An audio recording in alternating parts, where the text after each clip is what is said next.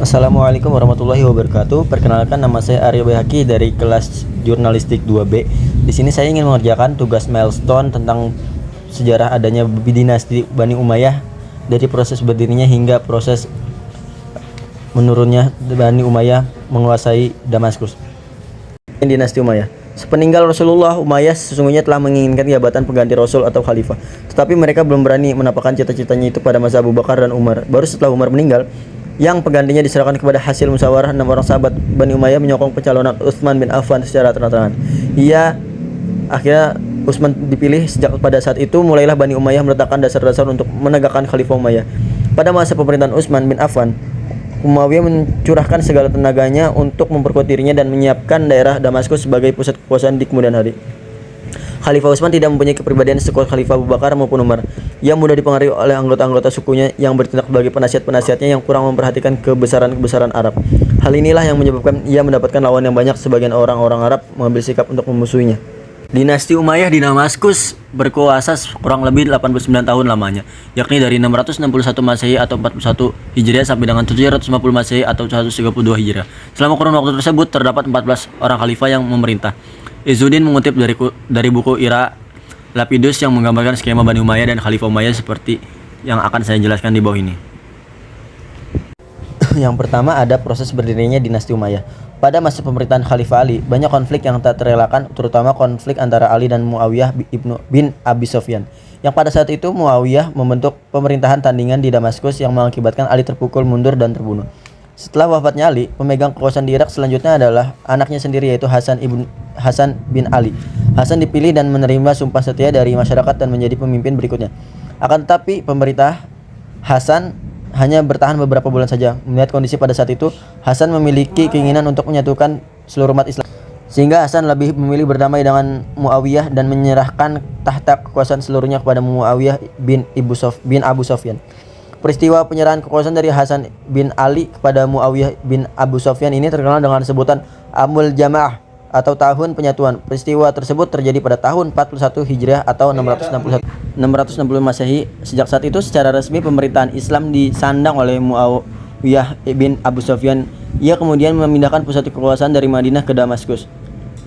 Pada tahun 17 Juni 656 Masehi, di tengah-tengah pertentangan yang terjadi di kalangan masyarakat muslim, Utsman dibunuh dengan tusukan seorang pembunuh yang beragama Islam.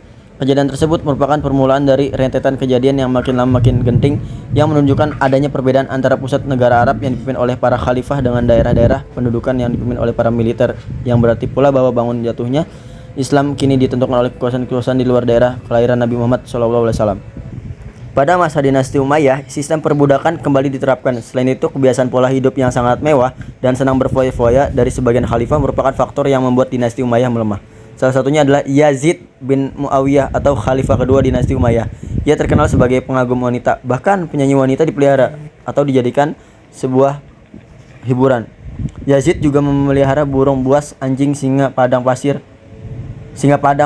dan ia juga seorang pecandu minuman keras atau layak khamr. Selanjutnya, Yazid bin Muawiyah. Perilaku Yazid bin Abdul Malik tidak jauh berbeda. Ia juga pemuja wanita dan penggemar pesta pora. Terdapat dua faktor penyebab, yaitu faktor internal atau penyebab tidak langsung dan faktor eksternal penyebab langsung. Faktor internal di sini menyebabkan kejatuhan dinasti Umayyah, yaitu adanya konflik antara Muawiyah bin Abu Sufyan dan Ali bin Abi Thalib. Kemunduran dan kehancuran dinasti Umayyah tidak terlepas dari masa pembentukannya, karena masa tersebut merupakan cikal bakal tumbuh dan berkembangnya beberapa faktor kemunduran dan kehancuran tersebut.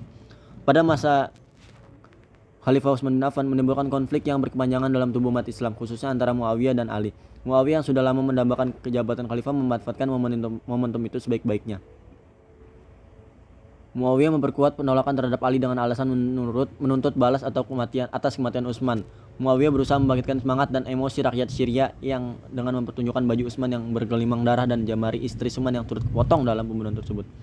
Akhirnya perang saudara tak dapat dihindarkan. Khalifah Ali bersama kaum Syiah atau pengikut Ali bergerak menuju Syria untuk menumpas pemberontakan Muawiyah. Adanya sistem pemerintahan demokrasi menjadi sistem pemerintahan monarki hereditaris atau kerajaan turun-temurun.